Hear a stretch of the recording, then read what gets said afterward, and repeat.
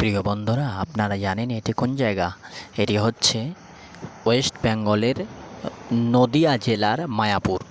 এইখানে আপনার পুরো ইংল্যান্ড এবং আমেরিকার লোক 10,000-এরও বেশি লোক প্রায় একটা অঞ্চলের মতো এরিয়া নিয়ে নিয়েছে।